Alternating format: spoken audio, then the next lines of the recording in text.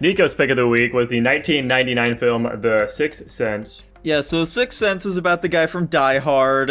He's dead now, apparently, after getting shot by an old fucking patient that he had from being a psychologist. And now he's haunting some poor little boy who's having trouble coping with the fact that he sees dead people. And through that, this Die Hard is able to help him out and realize that, hey, maybe instead of being scared by his dead people, he should start helping them instead. Fun fact... This was the highest grossing horror film for 20 years until it was replaced by some movie that I didn't bother remembering. Paranormal Activity. Why didn't you write it down? I think Paranormal Activity is correct. This was much more of a horror movie than I was expecting it to be. Yeah, same here. Yeah, Nico, you motherfucker. I will admit, I guess I see the whole twist thing, being a spoiler. However... that is minimal compared to the actual twist spoiler that happens at the very end, you motherfucker. What do you mean? I get the whole I see dead people thing could be like a spoiler for like the initial first part of the movie. You find that out about halfway through. I think finding out that the child psychologist dude is actually dead and has been since like that encounter at the beginning of the movie, I think that is the bigger twist than going into the movie knowing the people. child can see dead people, if you're not completely retarded, very easily allows you to figure out that the guy is dead. I wouldn't have guessed that he was dead. That was a huge shock. Yeah, because you're borderline retarded. Not true, but okay. Wait, so Dylan, did you not realize he was dead until the very end? Yes. What signs would have pointed to that he was not dead? Okay, what I was gonna say is one of my big criticisms of this movie... Fuck you, Tanner, shut up! Obviously, I knew going into this that the kid could see dead people. That's, like, the half-twist of this movie. And honestly, I think that adds to the fact that I was, like, looking out for it. I knew there was a twist. But the twist seemed insanely fucking obvious to me. Literally, the second the guy got shot, and then we had that scene where he missed his dinner with his wife because she was ignoring him, I was like, okay, so he's dead. And then the entire movie, I was just watching, and I was like, okay, yeah, this is just more confirmation that he's dead, as things went on. Until, of course, we get to the very end, and I was like, yeah, no, I know he's fucking dead. And they had the whole long, drawn-out scene of it. I'm like, this was absurdly obvious, and I'm annoyed that they're dragging this out like I'm a fucking retard.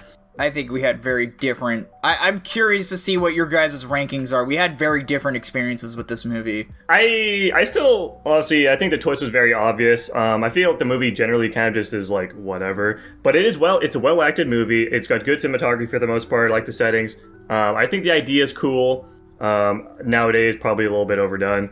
But, yeah, I think it's pretty good overall. I enjoyed my watch. Okay, so in fairness to Dylan, though, I was talking to Blake about this movie previously, and he was like, yeah, the twist that you can see dead, that's not really a twist. It's, he's dead. So, like, I think that, I think Dylan is still, like, onto something. I feel like there's a plenty big enough population of people who do watch this movie who don't realize that Bruce Willis was dead until the very end of it. Like, okay, I'm gonna try to like explain my thought process here just to see if this makes sense, because if it doesn't, oh well, I guess it's on me. Because, like, typically people who are like doctors or somebody of a high profession are hardly ever home.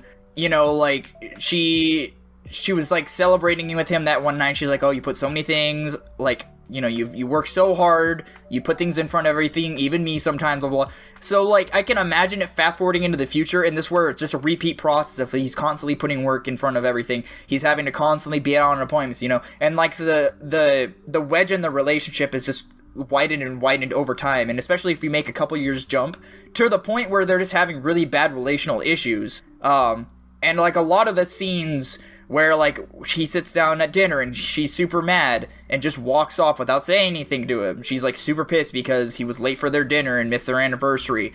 Or, like, the time when he was, like, walking home and saw the guy get into the car and drive off. He yelled at him and kept driving. Obviously, the guy didn't want to get caught. And, she was always eating without him and, like, all that kinds of things. Like, she just didn't want to be around him or have anything to do with him. So I just saw it the whole time of them just having major relational problems. So, and then the part where... that's what the movie's trying to get you to think is so you are the target audience for their, right, their twist.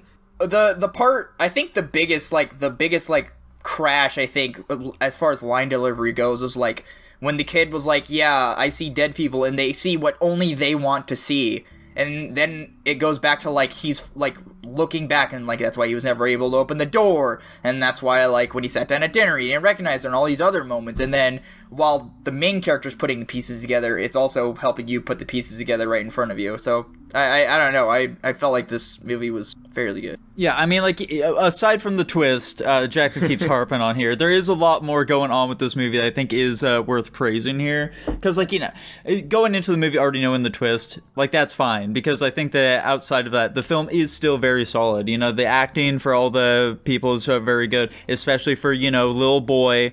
Fantastic. Why can't Hollywood find another child? You know, I mean, you know, maybe with all the recent things coming out about Hollywood and children, it's maybe for the best that they don't find another one of him.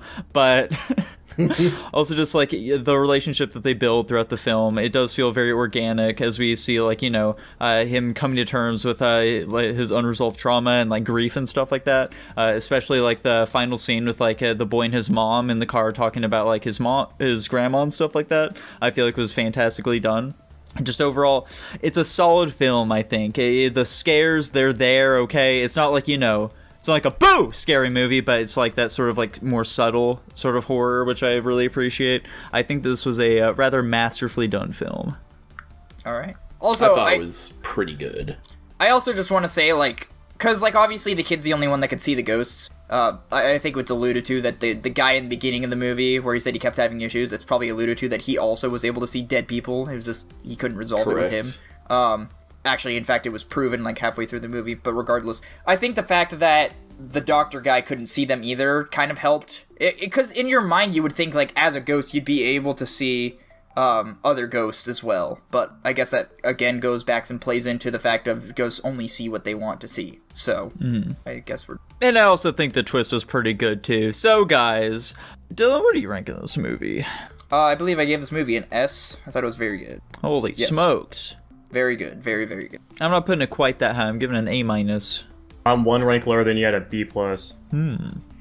I'm around you guys. The thing, like, I could very much see myself being in all kinds of different places on different days. Because I'm really having to try and balance, like, my recognition of the objective quality of it with how entertaining I personally found it, which is, it didn't grab me that much, to be honest. I'm gonna go B+ for now. Okay. And that lands it at an A overall, Wow. Holy smokes. which feels pretty respectable for this horror classic. Absolutely, I'd say so.